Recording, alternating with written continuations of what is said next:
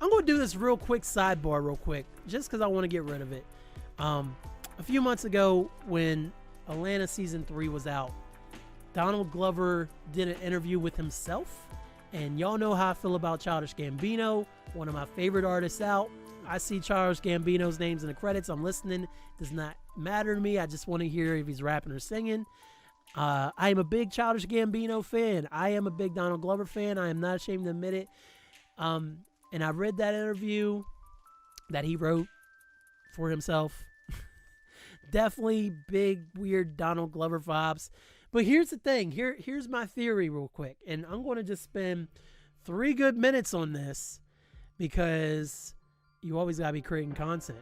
But then also, I don't want to spend more than 3 minutes on it.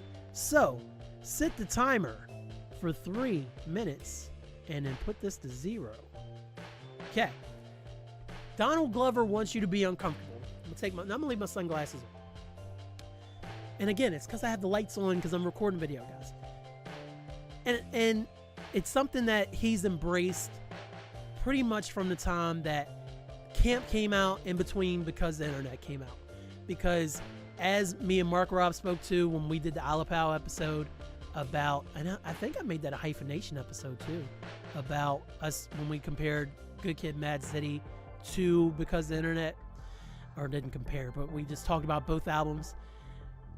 He when he did those hotel notes and everything, he set the stage for the boy, and it literally was the boy in every public appearance throughout the whole Because of the Internet era. He wants you to be uncomfortable. He wants you to always be something going on. Then he drops Awaken My Love, and it's a complete turnaround from the rapidy rap of Because of the Internet. It is almost a soul R&B rap hybrid album, and it's well received, critically acclaimed. And then Atlanta starts, and then we don't really hear from him outside of Atlanta. He does 2 seasons of Atlanta with all of its weirdness, including Teddy Perkins, including there was another episode in the first season I think was really weird. Teddy Perkins was the weirdest thing ever. And then he goes from that and drops an album during the pandemic that he simply titles the date he dropped it, I think, and then just did timestamps instead of actual titles other than a song or two. And then says he's done recording as Childish Gambino as far as we know. But then he's been all over the place still and has dropped EPs. And then he drops This Is America in between all of that. The night he's hosting SNL, and then does songs that nobody ever gets to hear full versions of. He does Guava Island. He's just always on to the next stuff, and he's not waiting for anybody to catch up. So when he sits there and interviews himself, he's not doing it because he's like, I'm this pretentious F-head, and I'm going to interview myself like, you know, something Kanye would do. He's literally just trying to put you in the most uncomfortable position possible so you can receive his art with an open mind.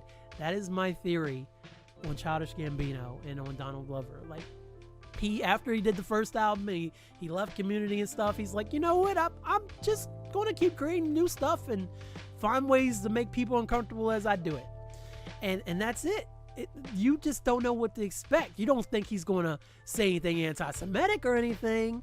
And also I say that because a lot of people want to compare Kanye and Childish Gambino over the years. Don't do that. Donald Glover is way more talented than Kanye could ever be in his entire life. And I don't care how much Kanye is worth or how much he's not worth. So he just wants you to be uncomfortable. And I know it's weird.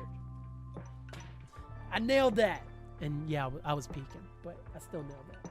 So 3 good minutes for Donald Glover wanting everybody to be uncomfortable at all times when taking in his art.